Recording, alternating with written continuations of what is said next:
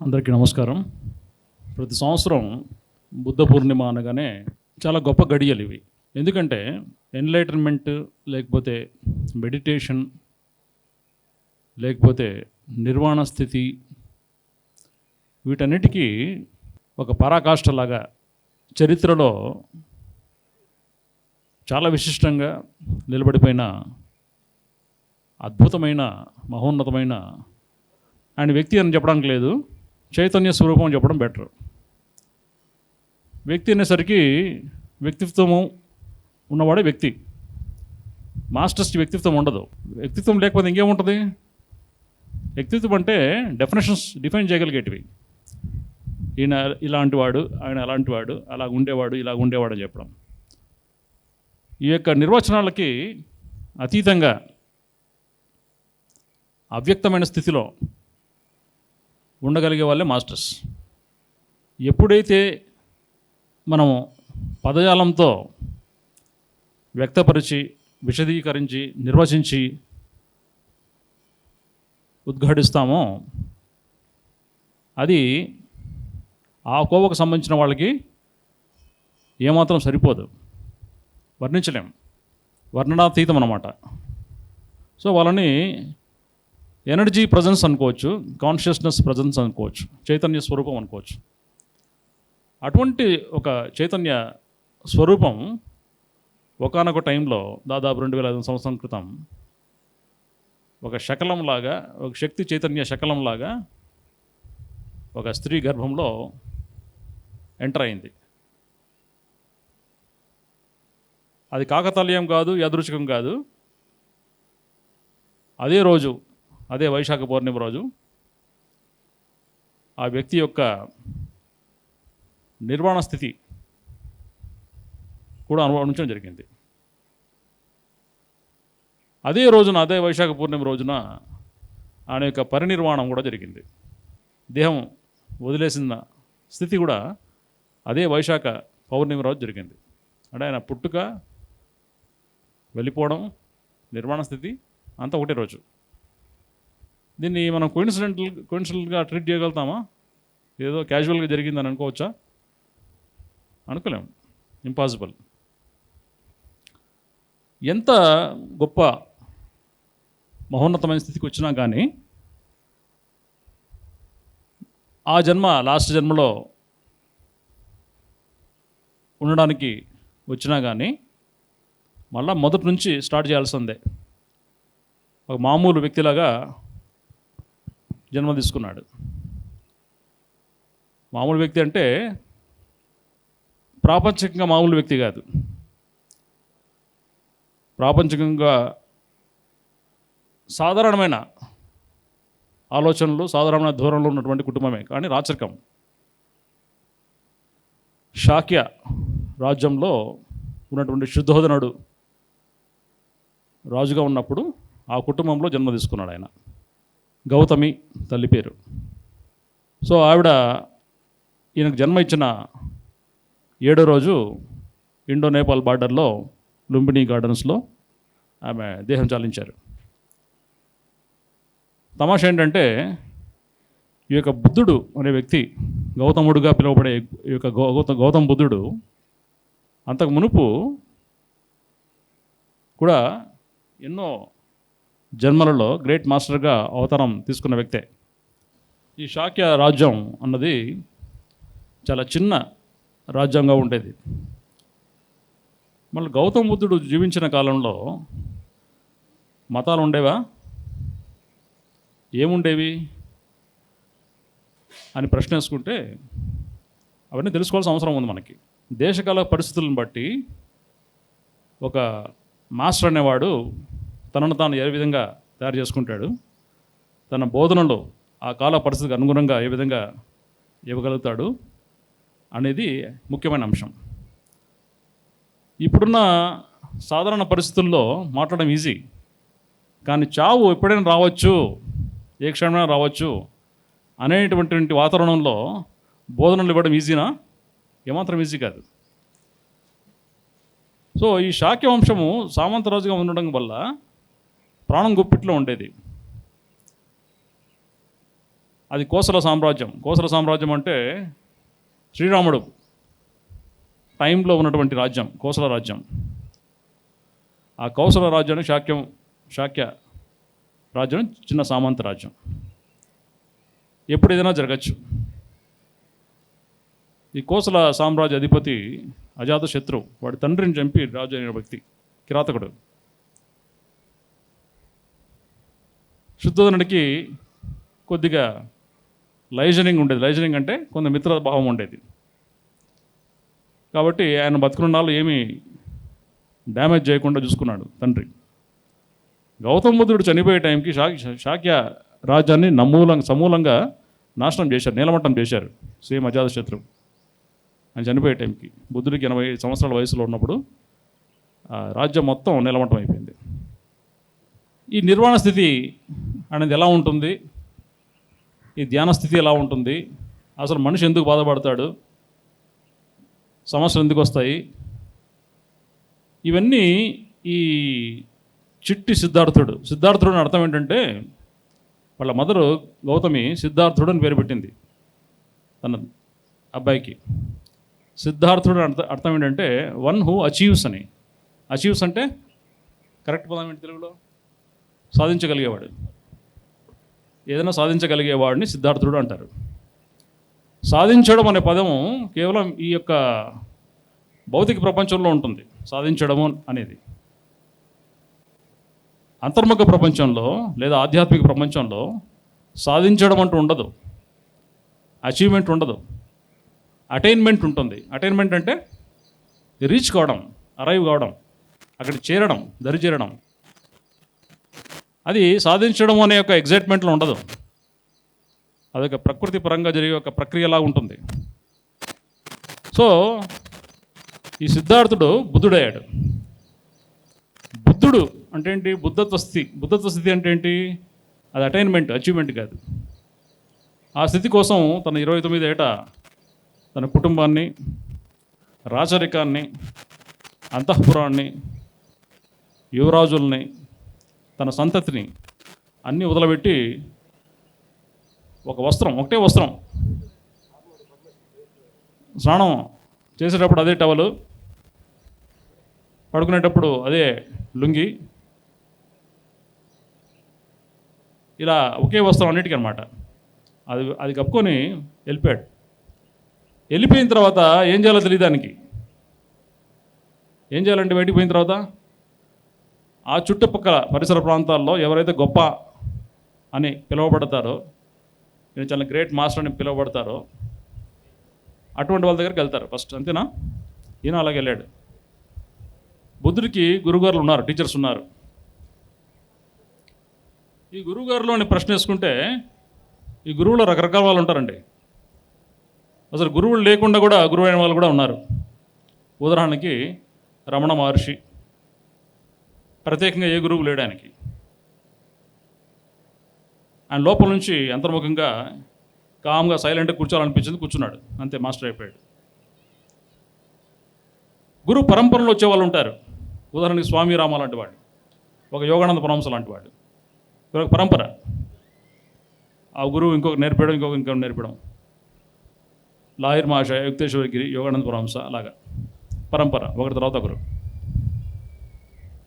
తర్వాత కేవలం టీచర్స్ మాత్రమే ఉంటారు, గురువులు కాదు వాళ్ళు. అది ఒక్క టీచర్ కాదు, అనేకమైన టీచర్స్. సోక్రటిస్ లాగా. సోక్రటిస్కి అతను చెప్పుకున్న టీచర్స్ 6 మంది. ఒక్కొక్క శాస్త్రం, ఒక్కొక్క కళ ఒక టీచర్కి నేర్చుకున్నాడు ఆయన. ఆధ్యాత్మిక పైన ఒక అంశం, ఒక విభాగం, అట్లా 6 మంది టీచర్స్ ఆయనకి, మల్టిపుల్ టీచర్స్. ఇంకా కొంతమంది ఉంటారు ప్రత్యక్షంగా పరోక్షంగా, వాళ్ళు ఎప్పుడు కలిసి ఉంటారు, విని ఉంటారు అంతే. ఏకలవ్య లాంటి వాళ్ళు ఇన్స్పిరేషన్గా తీసుకొని ఆ విద్యల్లో మాస్టర్ సంపాదించడం. గురువు, పరమగురు, పరమేష్టి గురు, పరాత్పర గురు, రకరకాల గురువులు ఉన్నారు. ఈ యొక్క గౌతమ బుద్ధుడికి టీచర్స్ ఉన్నారు, గురువులు లేరు. గురువుకు టీచర్కి తేడా ఏంటి?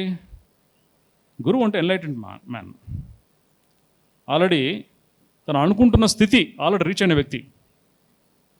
టీచర్ అంటే ఎవరైనా టీచర్ కావచ్చు, ఒక ఇన్స్పిరేషన్, ఒక ఇన్సైట్, జీవితంలో ఒక మార్పు తీసుకొచ్చే వ్యక్తి, అది ఎవరైనా కావచ్చు.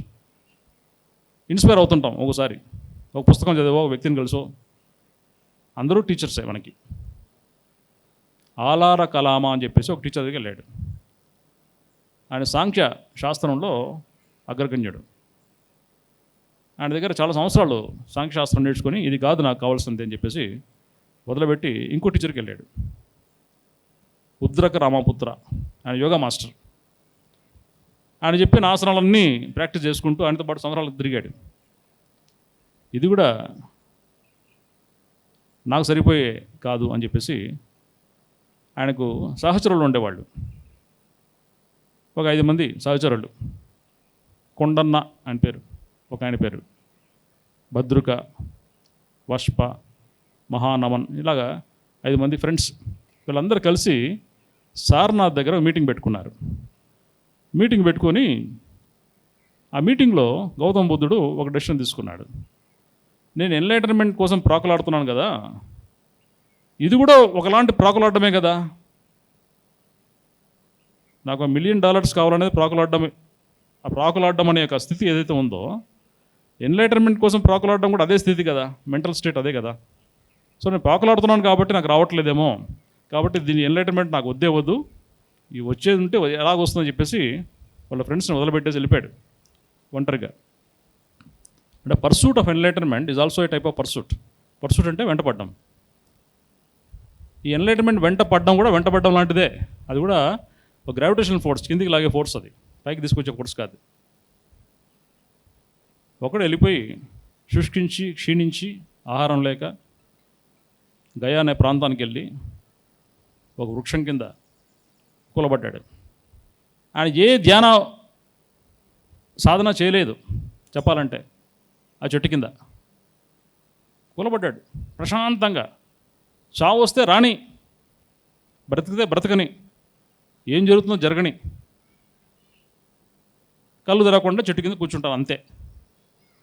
ప్రత్యేకించి ఈ యొక్క సాధన చేశాడని ఎక్కడ లేదు, ఆయన చెప్పలేదు. కళ్ళు తెరిచి చూస్తే 7 వారాలు అయిపోయాయి, 49 డేస్ అయిపోయాయి. 49 డేస్ ఆహారం లేదు, నీరు లేదు. ఏమవుతుందంటే 49 రోజుల తర్వాత కళ్ళు తెరిచి చూస్తే తన రూపం తనకు గుర్తుండదు, తన పేరు గుర్తు రాదు. ఆలోచించాలి నా పేరు ఏంటి అని చెప్పేసి. నేను ఎక్కడున్నాను గుర్తు రాదు సడన్గా. ఒకసారి డీప్ స్లీప్లో నుంచి మనం బయటకు వస్తే కూడా మర్చిపోతాం మన పేరేంటి, నేను ఎక్కడున్నాను. కొన్ని క్షణాలు పట్టచ్చు, కొన్ని నిమిషాలు కూడా పట్టచ్చు ఒకసారి. అలాంటి పరిస్థితి, అగమ్య గోచరం. చుట్టూ చూస్తే మనుషులు ఎవరు లేరు, జింక పిల్లలు ఉన్నాయి. ఒక ఆవిడ వచ్చేసి ఏదో చచ్చిపెట్టున్నాడు అని చెప్పేసి పాయసం అందించింది, సుజాత. అప్పుడు ఆమె కూడా లేదు. ఏం చెప్పాలి, ఎవరికి చెప్పాలి, ఏదో చెప్పాలనిపిస్తోంది. ఆ 2 జింక పిల్లల్ని పిలిచి తన స్థితి గురించి వర్ణించాడు. వాటికి అర్థమయ్యే భాషలో, అంటే ఏంటి, పాలి భాష కాదు, సంస్కృత భాష కాదు, టెలిపతిక్ లాంగ్వేజ్ ద్వారా. బుద్ధుడు నిర్వాణ స్థితి వచ్చిన తర్వాత మాట్లాడిన మొట్టమొదటి భాష టెలిపతిక్ లాంగ్వేజే. ఇప్పటికీ ప్రాచీనమైన బౌద్ధ ఆరామాల్లో తన చైతన్య స్వరూపానికి, చైతన్య స్థితికి చిహ్నంగా ఒక సర్కిల్ ఉంటుంది. అదే మనం వేదాలలో హిరణ్య గర్భ అంటాం, జపాన్లో హారా అంటారు. దానికి ఇటుపక్క అటుపక్క 2 జింక పిల్లలు ఉంటాయి. First students of Gautam Buddha, dears. ఎవరు లేరు ఆ రోజు, వైశాఖ పూర్ణమి. అక్కడి నుంచి నడుచుకుంటూ సారనాథ్కి వచ్చాడు. వచ్చేసరికి 30 డేస్ పట్టింది రఫ్లీ. నెక్స్ట్ పూర్ణిమకి వచ్చాడు. Next Purnima is Guru Purnima. మనకు కూడా వచ్చే పూర్ణిమ గురు పూర్ణిమే. ఆ గురు పూర్ణిమ రోజు అతని సహచరుడైనటువంటి 5 మంది వ్యక్తి వెయిట్ చేస్తూ ఉన్నారు ఏం చెప్తాడని చెప్పేసి. ఆ రోజు ఆయన ఫస్ట్ క్లాస్ చెప్పాడు, ధర్మచక్ర గురించి చెప్పాడు. ధర్మచక్ర అంటే ఏంటి? ధర్మ అంటే మనం తెలుగులో లేదా సంస్కృతంలో ఉన్న ధర్మ కాదు. ధర్మం చేయండి బాబు అంటే ఏదో డబ్బులు అడగడం కాదు, అది కాదు ధర్మం అంటే. ఆయన అందుకే ధమ్మాన్ పేరు వాడారు. ఏమీ వర్ణించలేమో, వర్ణనకు అతీతంగా ఉంటుందో దానికి ఏదో పేరు పెట్టాలని చెప్పి దమ్మాని పేరు పెట్టాడు. లావర్జు నీ యొక్క విజ్డానికి ఏం పేరు పెడతామని అడిగితే దావో అని పేరు పెట్టాడు. నాకేం తెలియదు ఏం పేరు పెట్టాలో, కాబట్టి ఏదో మీరు అడిగారు కాబట్టి పేరు పెట్టాలి కాబట్టి దావో అన్నాడు. అలాగే ధర్మ అంటే ఇది ఎక్స్ప్లెయిన్ చేయలేము. అది ఎక్స్ప్లెయిన్ చేస్తే స్పిరిచువాలిటీ కానే కాదు. ఎంత ఎక్స్ప్లెయిన్ చేస్తామంటే అంత ఇంటలెక్చువలైజేషన్ అయిపోద్ది, కానీ రియలైజేషన్ రాదు. అర్థం కావాలంటే ఆ సాధనలకి వెళ్తే తప్ప ఏ విషయం అర్థం కాదు, ప్రసక్తే లేదు. ఇక్కడ ఎందుకు పెట్టుకుంటాం మీటింగ్స్? ఏ విషయం అర్థం కాదు అని చెప్పడానికి మీటింగ్ పెట్టుకుంటున్నాం అంతే, ఎంత మించి ఏం లేదు. సాధన డిఫరెంట్. మనం కళ్ళు మూసుకొని 100 మందితో కూర్చున్నా 1000 మందితో కూర్చున్నా కళ్ళు మూసుకున్న తర్వాత మనం ఏకాకిమే, అంతేనా? ఒంటరి వాళ్ళమే.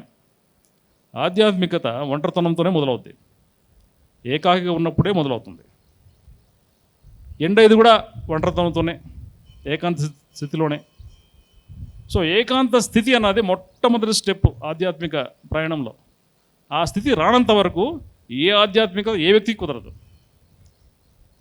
ఏకాంత స్థితి కావాలంటే కళ్ళు మూసుకోవాలి.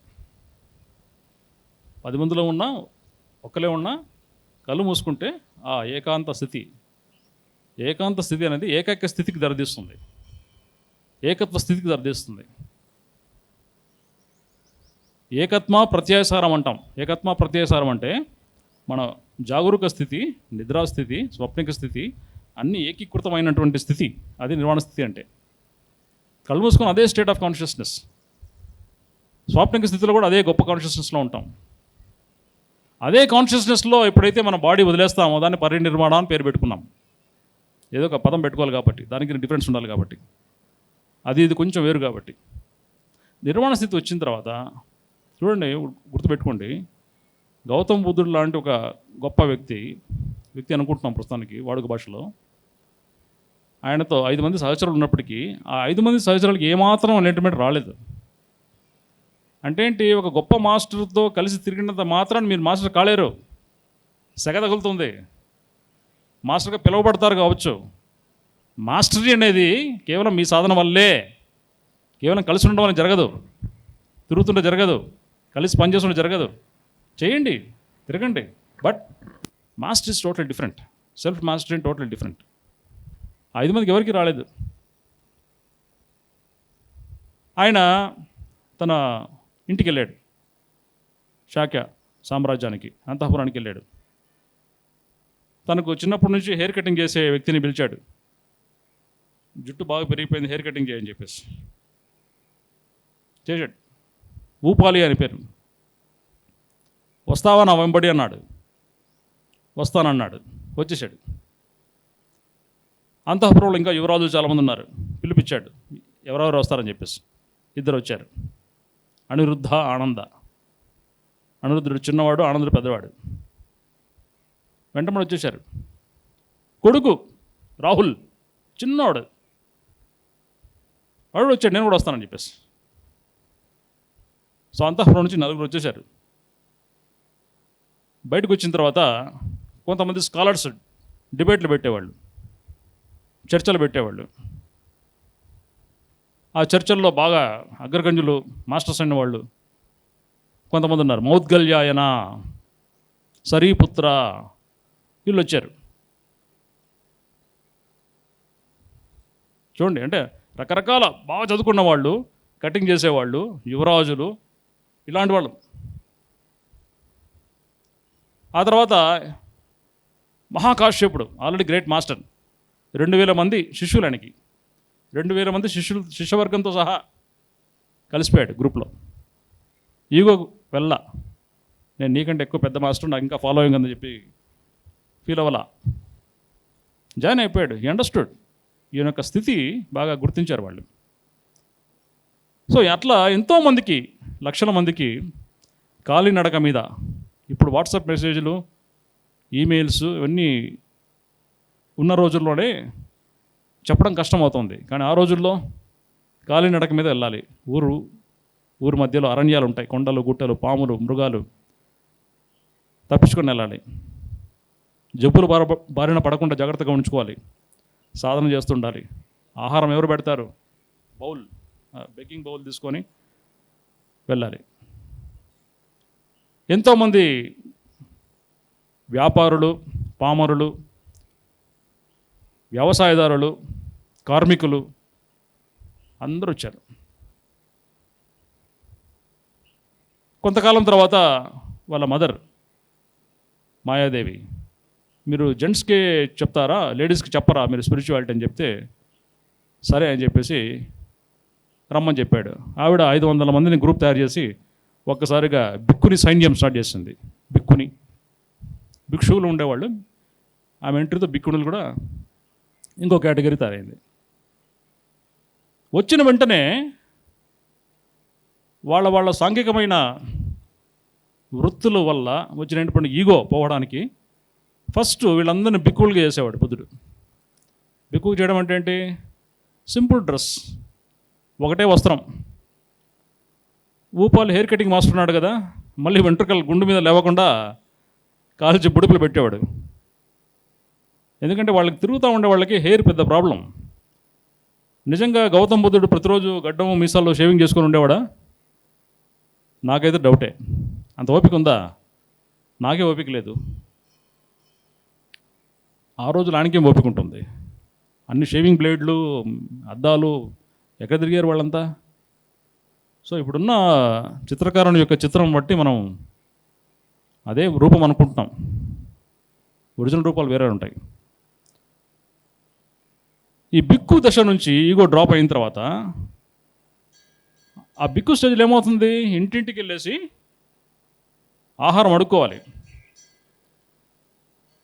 ఆహారం అడుక్కుంటే ఇచ్చేవాళ్ళు రకరకాల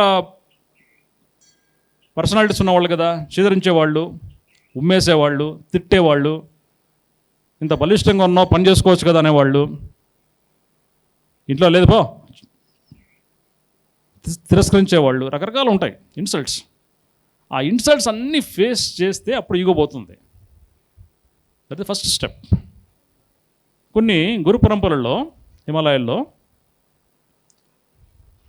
తమ శిష్యులందరినీ కూడా, వాడు ప్రాపంచికంగా కోటీశ్వరుడు, కానీ అక్కడ ఒక భిక్షు ఆ వారణాసి ప్రాంతం మీకు కనబడతారు, అడుక్కుంది నాళ్ళు వాళ్ళు సంవత్సరం కాలం పాటు. అది అయిపోయిన తర్వాత దీక్ష ఇవ్వబడుతుంది. Second stage Arihant. అరిహంత్ అంటే తన అరిషడ్ వర్గాలన్నీ జయించినవాడు, అంతర్ముఖుడైన వాడు, ప్రత్యాహార స్థితి సాధించినవాడు, బాహ్యమైన కాన్ఫిగరేషన్, బాహ్యమైన ఫ్రీక్వెన్సీ నుంచి షిఫ్ట్ అయిపోయాడు ఇంటర్నల్గా, అంతర్ముఖంగా. ఆ వ్యక్తిని అరిహంత్ అంటారు.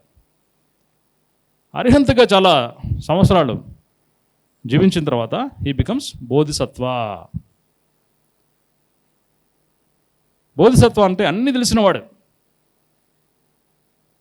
గౌతమ బుద్ధుడు కూడా తన ముందు జన్మల్లో బోధిసత్వుడే.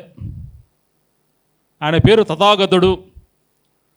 తథాగతుడు అంటే అర్థం ఏంటి?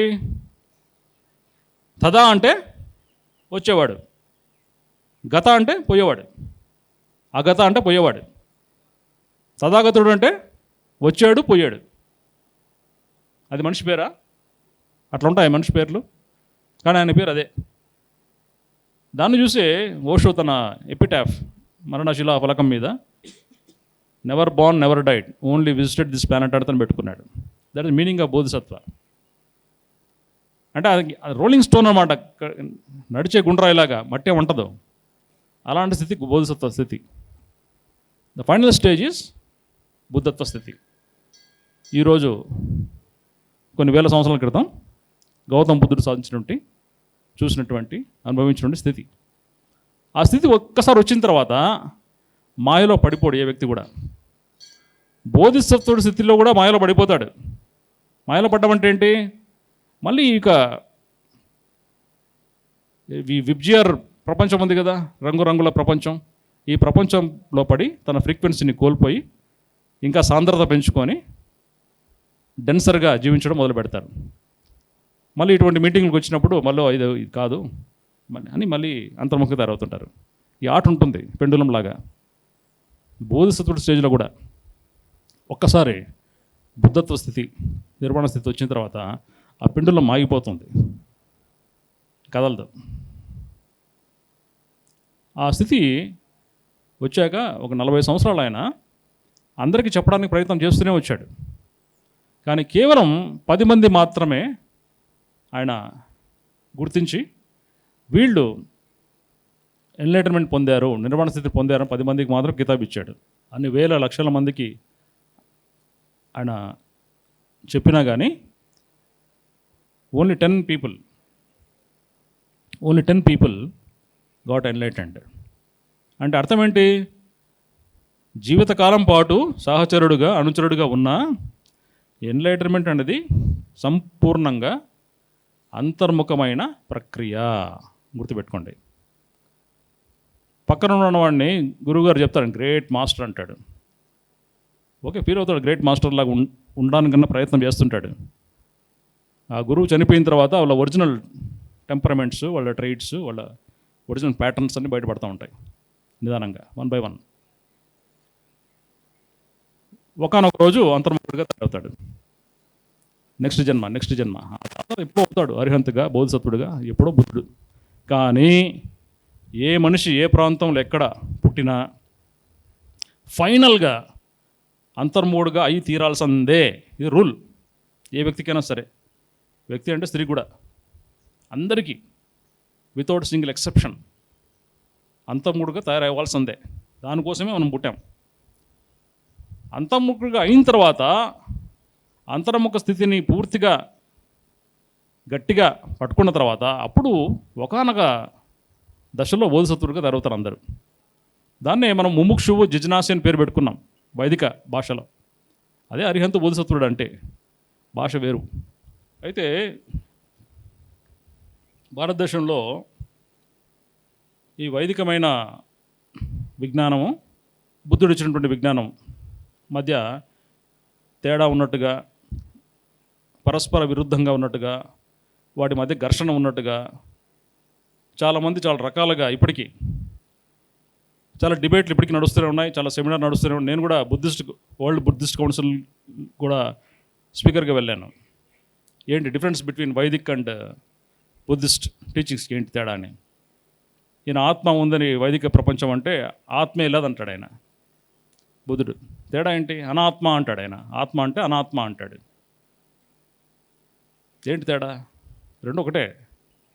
మనం అర్థం చేసుకుంటే విధానం వేరుగా ఉంది, అంతే. పర్స్పెక్టివ్ వేరుగా ఉంది. ఆయన బుద్ధుడి ప్రధానమైన టీచింగ్స్లో కొన్ని క్లుప్తంగా చెప్పే ప్రయత్నం చేస్తాను, షేర్ చేసుకోవడానికి అంతే.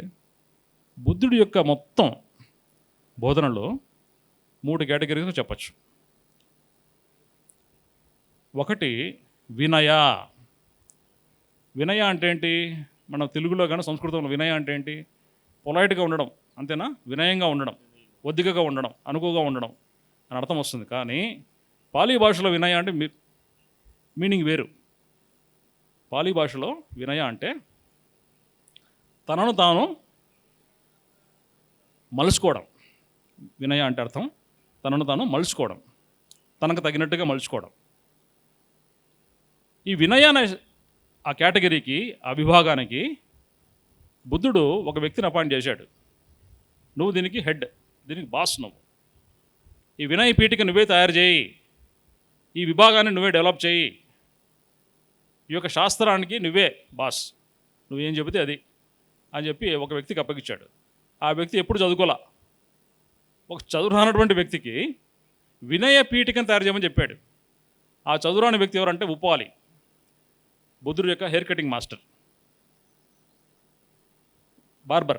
బార్బర్కి అంత పెద్ద పని ఎందుకు అప్పగించాడు? అంత పెద్ద బాధ్యత ఎందుకు ఇచ్చాడు? అక్కడ ఆయన స్థితి, ఊపాలి యొక్క స్థితి బుద్ధుడికి తెలుసు. ఒక ఎన్లైటెండ్ మాస్టర్ ఊపాలి. ప్రాపంచికంగా హెయిర్ కటింగ్ చేయొచ్చు, కానీ మానసిక స్థితి టోటల్ డిఫరెంట్. బుద్ధుడు చనిపోయిన తర్వాత ఫస్ట్ బుద్ధిస్ట్ కౌన్సిల్ అని ఒకటి జరిగింది. ఒక మాస్టర్ చనిపోయిన తర్వాత ఎలా ఉంటుందని కూడా మాట్లాడుకున్నాం. ఒక 500 మంది మాస్టర్స్ మాంగ్స్ అనేవాళ్ళు వాళ్ళు ఒక చోట కలిశారు. ఆ చోట ఏంటంటే గిరివ్రజ, మగధ సామ్రాజ్యానికి రెండో క్యాపిటల్ అది. రాజగృహ అని కూడా అంటారు దాన్ని. భారతదేశంలో ఆ రోజుల్లో 2 రోడ్లు ఉండేవి, పెద్ద రోడ్లు. ఇప్పుడు ఎట్లయితే జీటీ రోడ్డు, నేషనల్ హైవే ఉండేవో భారతదేశ ప్రధానమైన రోడ్లు 2. ఒకటి ఉత్తర పాద, రెండో దక్షిణ పాద. ఉత్తర పాద అంటే బంగ్లాదేశ్ నుండి టర్కీ వరకు దాదాపు 2500 కిలోమీటర్స్. గుర్రాల మీద స్వారీ చేసేవాళ్ళు. 4 డేస్లో రీచ్ అవుతారంట. 4 డేస్లో బంగ్లాదేశ్, టర్కీ ఆ రోజుల్లో అంత స్పీడ్గా. దక్షిణ పాద అంటే ఈ గిరివ్రజ నుంచి మన తెలుగు దేశాలు ఆంధ్ర, తెలంగాణ, సదరన్ మహారాష్ట్ర, కొంత కర్ణాటక కలుపుకొని అశక సామ్రాజ్యం వాళ్ళు. ఈ అశక సామ్రాజ్యం యొక్క క్యాపిటల్ పైటన్. పైటనీ చీర విన్నారా? లేడీస్ వినింటారు. మహారాష్ట్ర వాళ్ళు వాడుతున్న పైటనీ సారీ అంటుంటారు. ఆ పైటన్ అనేది క్యాపిటల్. ఆ గిరివ్రజ నుంచి పైటన్ వచ్చే రోడ్డు పేరు దక్షిణ పాత అనేవాళ్ళు. పెద్ద రోడ్స్ అన్నమాట ఇవన్నీ. సో ఈ గిరివ్రజలో ఒక కేవ్లో కలిశారు. ఆ కేవ్ పేరు కూడా ఉంది, సప్తపర్ణి అని చెప్పేసి. మన బంజారాహిల్స్ రోడ్ నెంబర్ 1లో సప్తపర్ణి అనే ప్లేస్ ఉంది. మీరు ఎంతమంది చూసారు నాకు తెలియదు. ఇవన్నీ యాక్టివిటీస్ పెడుతుంటారు వాళ్ళు. ఆ పేరు తీసుకోవడానికి కారణం అదే, ఆ కేవ్ పేరు అన్నమాట. అక్కడ ఊపాలి మొట్టమొదటిసారిగా మాట్లాడాడు. వినయ పీఠిక ఇది అని చెప్పేసి 227 సూత్రాస్ ఎక్స్ప్లెయిన్ చేసి 1 by 1 అవన్నీ డాక్యుమెంట్ చేశారు. లేడీస్కి అయితే 311 సూత్రాలు, వాళ్ళకి ఎక్కువ, వాళ్ళకి రూల్స్ ఎక్కువ పెట్టారు వాళ్ళకి. ఇదంతా కలిసి వినయ పీఠిక. ఇది ఒక విభాగం బుద్ధుడి టీచింగ్స్లో మెయిన్. అది వినయ తర్వాత అభిధర్మ. అభిధర్మ అంటే ఏంటి? ఇక్కడ ఏమీ చెప్పడము చేయడం ఉండదు, కేవలం బుద్ధుడు జీవించిన విధానమే అంతే. ఆయన ఏ వ్యక్తులను ఏ దశలో కలిశాడు, వాళ్ళు ఏ విధంగా మారారు. For example అంగుళీమాల. అంగుళీమాల అన్నాడు పెద్ద కిరాతకుడు. చంపేసి వాళ్ళ బొటన వేళ్ళని మాలలాగా గుచ్చి మెళ్ళ వేసుకునేవాడు. ఆ రోజు 999 మెంబర్స్ చంపిన తర్వాత 1000 వ్యక్తి కోసం వెయిట్ చేస్తున్నారు. అదే రూట్లో గౌతమ బుద్ధుడు తన బెటాలియన్ తోటి ఎంటర్ అయ్యాడు, కాన్వాయ్ తోటి. దూరం నుంచి అంగుళీమాలుడు ఇదో మై డే హ్యాస్ కమ్ వచ్చాడు 1000 వ్యక్తి అని చెప్పేసి చాలా సంబరపడిపోయి ఉబ్బి తబ్బిపోయేసి కత్తి తీసుకొని దిగాడు పెద్ద రాయి మీద కూర్చున్న వ్యక్తి.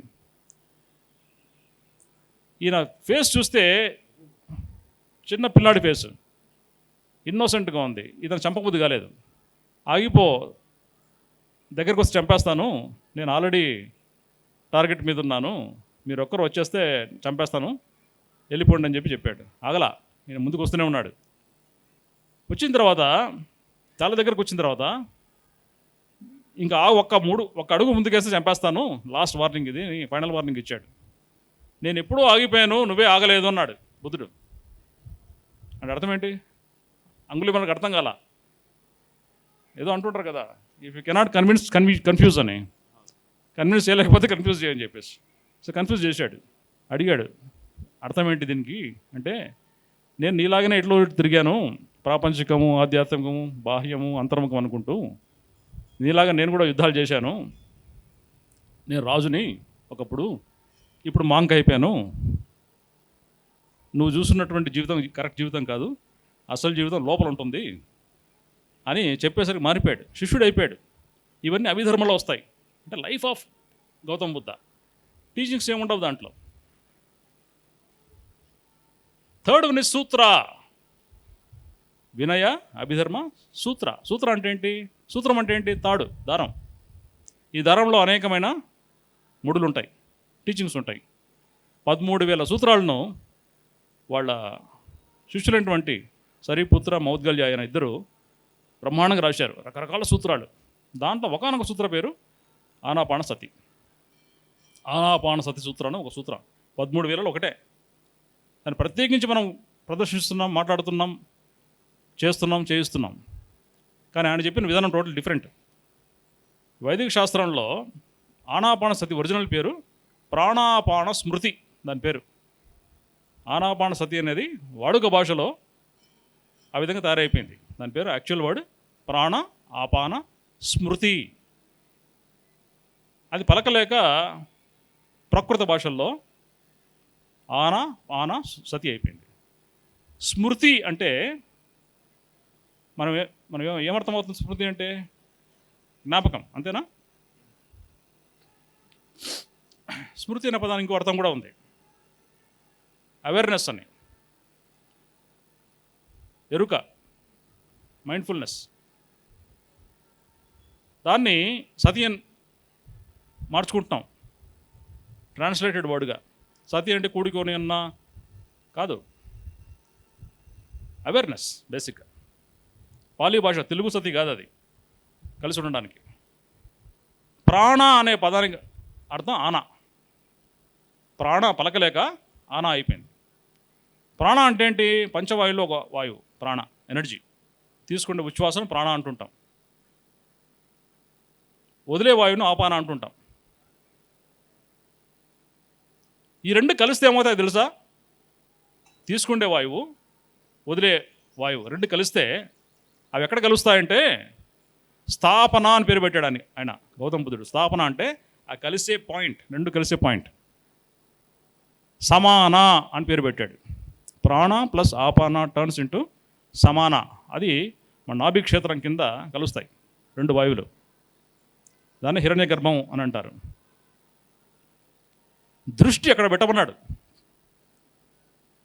గౌతమ బుద్ధుడి యొక్క 4 ఆర్య సత్యాలలో మొదటి సత్యం దృష్టి. దృష్టి అంటే ఏంటి? ధ్రువ్ అంటే గట్టిగా పట్టుకొని ఉండడం. గట్టిగా పట్టుకొని ఉండడం అనే తత్వాన్ని దృష్టి అంటాం. మొట్టమొదటి స్టెప్ అదే. అలాగా ఈ ప్రాణ ఆపానను అబ్జర్వ్ చేస్తుండడం వల్లగా సమాన స్థితి అనేది ఈ నాభి క్షేత్రంలో తయారవుతుంది. అక్కడ దృష్టి పెట్టినప్పుడు ఏమవుతుందంటే దట్ టర్న్స్ ఇంటూ ఉపలక్షణ. ఉపలక్షణ అంటే ఆ శ్వాస గాలిలాగా ఫీల్ అవ్వం, ఎనర్జీలాగా ఫీల్ అవుతాం, శక్తిలాగా ఫీల్ అవుతాం. అంటే శక్తి వస్తుంది, శక్తి పోతుంది. మీరు శక్తిని తీసుకుంటున్నారు, శక్తిని వదిలేస్తున్నారు. ఇదే breathe in, breathe out, only energy. అలాగే గమనిస్తుంటే అది వివర్తలాగా తయారవుతుంది. వివర్త అంటే చైతన్య స్థితి. చైతన్యం వస్తుంది, చైతన్యం పోతుంది. అలాగే గమనిస్తుంటే కుశాల మూల అంటే రూట్ ఆఫ్ కాన్షియస్నెస్లోకి వెళ్తాం. ఆ చైతన్య స్వరూపం కేంద్ర బిందువులోకి వెళ్తాం. ఆ కేంద్ర బిందువులో నిలబడిన తర్వాత అప్పుడు స్టార్ట్ అవుతుంది పరిశుద్ధి, ప్యూరిఫికేషన్ ఆఫ్ మైండ్. చిత్త యొక్క ప్యూరిఫికేషన్ జరుగుతుంది. ఆ తర్వాత జరుగుతుంది నిర్వాణ. నిర్వాణ అంటే మీనింగ్ ఏంటి అసలు? ఆవిరైపోవడం, ఉన్నది లేకుండా చేయడం. నిర్వాణ మీనింగ్. ఆయన వాడిన పదం నిబ్బన. మనం నీరు ఉడకబెడితే ఏమవుతుంది? బాయిలింగ్ పాయింట్ వచ్చింది, ఆవిరైపోతుంది కదా. ఆ ఆవిరైపోయే స్థితిని నిర్వాణ అంటాం. సో ఈ యొక్క అష్టాంగ మార్గం ఏదైతే బుద్ధుడు ప్రతిపాదించాడో,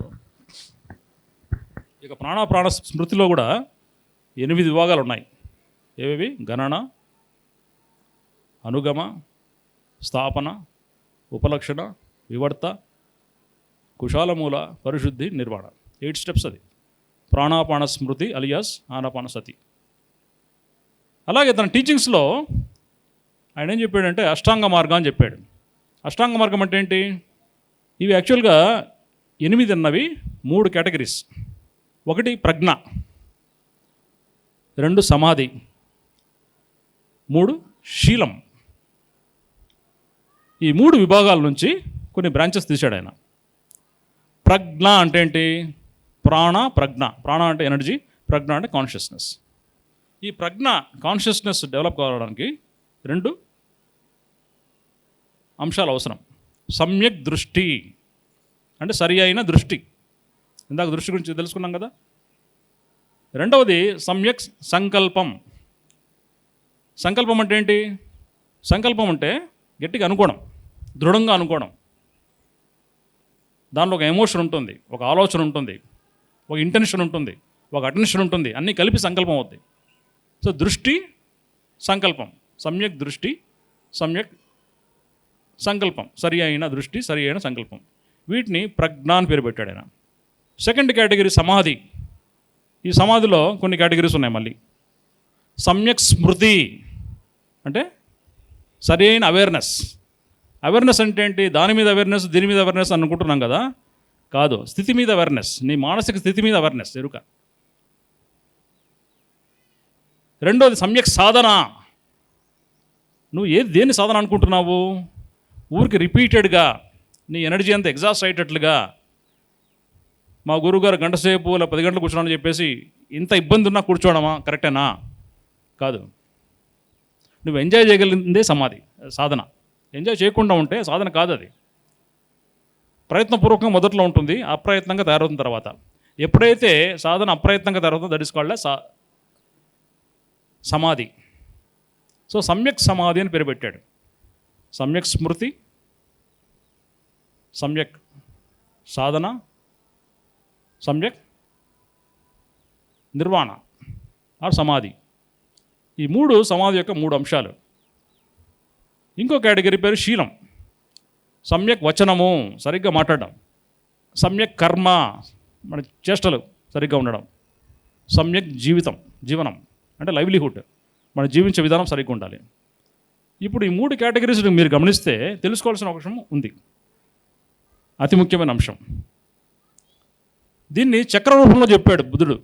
లీనియర్గా ఒకటి తర్వాత ఒకటి చెప్పలా, ఇవన్నీ స్పోక్స్ ఆఫ్ ది వీల్ లాగా చెప్పాడు. అంటే ఎక్కడి నుంచైనా బిగిన్ చేయొచ్చు, అది సీక్రెట్ ఇక్కడ. కొంతమంది మీరు గమనిస్తే వాడికి ఏ ప్రాక్టీస్ ఉండదు, ఇంట్రెస్ట్ లేదు, చేయలేడు, నేను చేయలేను అనుకుంటాడు. కాబట్టి ఏ దృష్టి లేదు, ఏ సంకల్పం ఉండదు, కానీ సరిగ్గా మాట్లాడడానికి ప్రయత్నం చేస్తూనే ఉంటాడు, సరైన కర్మ చేయడానికి ప్రయత్నం చేస్తుంటాడు, సరైన లైవ్లీహుడ్ జీవించే విధానం మీద ఫోకస్ పెట్టి ఉంటాడు. వాడు అక్కడి నుంచి ప్రాక్టీస్ చేస్తాడు. మిగతా 2 చేయలేడు అనుకుంటాడు కాబట్టి, లేకపోతే చేసే అవకాశాలు లేకనో, చెప్పేవాడు లేకనో, తనకు తెలిసింది ఇదే కరెక్ట్ హైయెస్ట్ అని చెప్పి అది ప్రాక్టీస్ చేస్తుంటాడు. అక్కడ మొదలు పెడతాడు. అంటే థాట్, వర్డ్, డీడ్, సమ్యక్ వచనం, సమ్యక్ జీవితం, సమ్యక్ కర్మ. ఇది వెరీ బేసిక్. కొంతమంది డైరెక్ట్ ప్రాక్టీస్, సమ్యక్ సమాధి, సమ్యక్ సాధన, సమ్యక్ స్మృతి ఇక్కడ నుంచి మొదలు పెడతారు. మెడిటేటర్స్ ఇక్కడ నుంచి స్టార్ట్ చేస్తారు. ఇక్కడ నుంచి స్టార్ట్ చేసిన తర్వాత లాస్ట్కి మళ్ళీ నీకు రైట్ వర్డ్ వస్తుంది, రైట్ థాట్ వస్తుంది, రైట్ డీడ్ వస్తుంది. సో ఎక్కడి నుంచో మొదలుపెట్టిన నెక్స్ట్ స్టెప్ అనేది బై డిఫాల్ట్ ఇన్ఎవిటబుల్గా వచ్చేస్తుంది అనమాట. సో మీ దృష్టి సంకల్పంతో మొదలుపెట్టిన సమాధి వస్తుంది, వచనము, జీవన విధానము, కర్మలతో చేసినా మీరు సమాధి స్థితికి వెళ్తారు.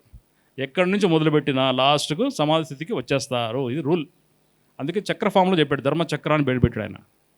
ఎక్కడి నుంచైనా మీరు మొదలు పెట్టచ్చు. ఇది అష్టాంగ మార్గం అంటే. శీలము, ప్రజ్ఞ, సమాధి, ఈ 3 కేటగిరీస్ నుంచి 8 భాగాలుగా తయారు చేసి ఆయన ఎక్కడి నుంచైనా మొదలుపెట్టండి. మీ యొక్క ట్రైట్స్ని బట్టి, మీ యొక్క ఇంట్రెస్ట్ని బట్టి, మీ యొక్క టెంపర్మెంట్ బట్టి, మీ యొక్క లైక్స్ అండ్ డిస్లైక్స్ని బట్టి, మీకున్న పరిస్థితులను బట్టి ఎట్లయినా మొదలుపెట్టండి. రూల్స్ లేవు ఇక్కడ. గౌతమ బుద్ధుడు దగ్గరికి ఆరామాల్లో, దాని పేరు చూడండి, ఆరామం పేరు పెట్టాడు. ఆరామం అంటే ఏంటి? ఆరామం అంటే ఏంటంటే మీనింగ్, అర్థం ఏంటి? ఆరామం అంటే విశ్రాంతి గృహం, విశ్రాంతి తీసుకుంటే ప్లేస్, విశ్రమించడము అని అర్థం ఆరామం అంటే. దీన్ని ధ్యాన కేంద్రాలను పేరు పెట్టాయన, ఆరామం పేరు పెట్టాడు. అంటే take rest, this is a place to take rest. పాటలీపుత్రానికి కొన్ని కిలోమీటర్ దూరంలో, 40 కిలోమీటర్ దూరంలో శ్రావస్తి నగరం ఉండేది, అండ్ హెడ్ క్వార్టర్స్. ఫస్ట్ ఆరామం అక్కడే పెట్టాడు ఆయన, ప్రజెంట్ బీహార్ స్టేట్లో. ఆ విహారము విజ్ఞానం కాదు, విహారం అంటే ఏంటి? లైట్ ఆస్పెక్ట్, ఈజీగా ఉండేది విహారం, అంతేనా? విహారయాత్ర, విజ్ఞానయాత్ర తేడా ఏంటి? విజ్ఞానయాత్ర అంటే సీరియస్, సైన్స్ ఏవో ఉంటాయి. విహారయాత్ర అంటే ఎంజాయ్మెంట్, రిలాక్స్. సో విహారాన్ని పేరు పెట్టాడు, ఆరామం అని పేరు పెట్టాడు. వస్తూనే ఆయనకి మెడిటేషన్ ప్రాక్టీస్ అని నేను చెప్పరు, take rest for some time. ఆ తర్వాత నిదానంగా మీ మార్గాన్ని ఎంచుకోండి. అది వచనమా, జీవన విధానమా, సమాధియా, సాధన, దృష్ట్యా, సంకల్పమా, స్మృతియా, మీ ఇష్టం, మీ చాయిస్. అది సంగతి. Thank you very much.